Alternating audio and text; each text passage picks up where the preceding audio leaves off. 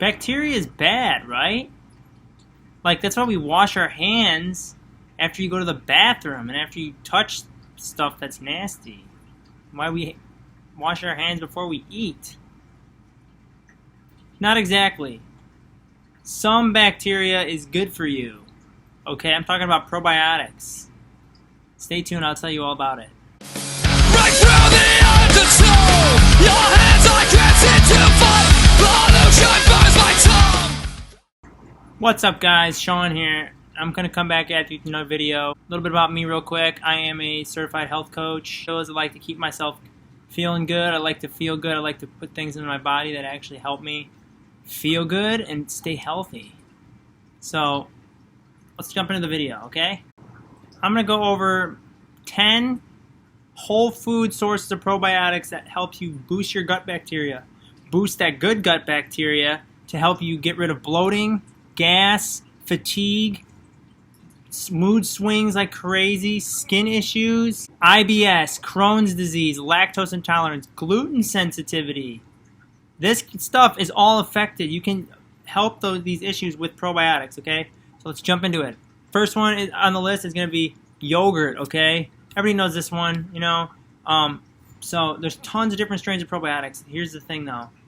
You want to make sure that you get one with low sugar, too. So, you know, you get Yoplait yogurt, you're going to get a lot of sugar in that. Like, you'll have 20 grams at least. So if you can, try to get the lower sugar ones. You know, like Dan and Oikos is a good one, the Greek yogurt. Or Activia, that's actually probiotic boosted yogurt is good. And you've got then the plain yogurt, which is ideal, okay? And then you can put cinnamon in it, honey, nuts, you know, all the whole food sources. So that's number one, okay? Number two, kefir, the tangy beverage that tastes like creamy yogurt, okay? And the benefit of this is if you're lactose intolerant, you can drink kefir, okay? Because it's fermented, and so your body has less of a bad time absorbing the probiotics that are in it because it's fermented, okay? All right, next on the list, sauerkraut. Everybody's favorite vegetable, okay? This stuff just makes you fart like crazy, I know. Not always though, okay? If you slowly incorporate it into your diet, you can gradually ease your body into being able to adapt to these high fibrous veggies, okay? So sauerkraut is a great source of lactobacillus, which is one of the probiotic strains. So this is going to definitely help with you if you have digestion issues. Eat sauerkraut. You don't even need that much, you know. A half a cup, it's got 14 calories, okay, and it's got 4 grams of fiber. So that's nothing. You probably burn more calories watching this video. All right, moving on. We got tempeh, okay? Another crazy food source that everybody has never heard of before. This one is a Japanese fermented soybean, okay? And basically, it's a great source of protein, too, because it's got manganese, it's got iron, phosphorus, magnesium, okay, calcium, and it's also low in carbs. So it's a win-win for you low-carb people, too. So tempeh is basically the same thing as soy, except it's fermented, which then the fermentation is what gets you those probiotic bacteria. All right, this next one's gonna put a sting in your. All right, kimchi, Korean sauerkraut. Okay, we're back to the sauerkraut. This one's loaded with antioxidants. Okay, it boosts circulation. It's great for your gut. You can make your own too if you want. Just get a big vat of it, you know, put a lid on it, it ferments for a few days, boom, you're good to go. And then you can kind of tweak it to however you want. You can always get it from your grocery store too, okay?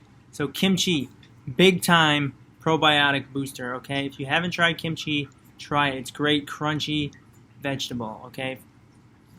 Next one, we're going to look at miso, okay? Now, miso is a Japanese condiment, and a lot of times what you do is you make miso into miso soup. So if you're into a restaurant, a Japanese restaurant, a lot of times that soup that they give you, that's miso soup, okay?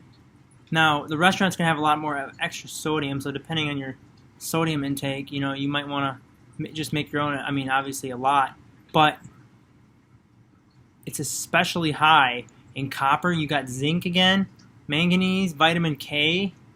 Okay. Now there's a different strain of probiotic in this one. It's called Orze, and this one's gonna help too with your digestion and then gas, bloating, all that super uncomfortable stuff that you never want to have to deal with. Okay. That one is gonna be big time. Okay. Miso is a little bit more. You're just gonna come. It comes in a paste a lot of times, so you got to take the paste and then make the soup yourself. All right. Number 7. Kombucha, okay? This drink has become so popular at the grocery store. You go into the produce aisle, okay, in the freezer section, you're gonna see kombucha, okay? Now, some of those ones, they add a lot of sugar because that's how you get the public to like it, because everything if you're selling a product, you pretty much have to add sugar to everything. That's just general. So if you make your own, okay, boom. I'll leave a description in the box too if you want to buy it online. Some great stuff off of Amazon. So kombucha is great beverage too. You can drink it in the morning, okay? Middle of the day, you know, if you're sitting at your desk at work and you need a little, just kind of something else to drink besides water or coffee, try some kombucha, okay? This stuff, I swear it's going to cure cancer one day. It's super good for you. Number 8, we're looking at pickles, okay? Now, the only way pickles are good is because they have to be fermented pickles. If they're made with vinegar, then that's not going to cut it, okay? So you got to make sure that these pickles are fermented, which it's all, the fermentation is big time, okay? If you guys haven't noticed with all these foods. Number 9, fermented cheeses. All right, raw cheeses, unpasteurized dairy contains super powerful probiotics, okay? Just make sure it's unpasteurized, okay? So you got stuff like Gouda, okay? Or aged cheddar. Goat cheese, I love goat cheese, okay? Just unpasteurized, remember that, okay? And then last one, sourdough bread, okay? Who doesn't love bread, okay? And the best thing about sourdough bread is that even though it's got gluten in it, it's got the probiotics and the lactic acid to break down the gluten easier, okay? You'll notice a lot of people that are anti-gluten, like we're not talking celiacs, just a little bit inflamed, they still have sourdough bread because it's easier to digest in your gut with the probiotics, okay? So, and it's pretty easy. You know, you can get it at the store, but you got to watch out because not all the breads are true sourdough bread. And if you want to know more about sourdough, okay, I will likely have a video on that soon. So watch out for that coming soon. But in the meantime, just remember, you can make your own too, okay? So you can get creative with a lot of this stuff. You kind of have to create a batch of it, but once you do, you'll realize, like, wow, I feel the probiotics help a lot. And so, but basically, that's going to top off my list. Okay, there's your 10 foods, all right?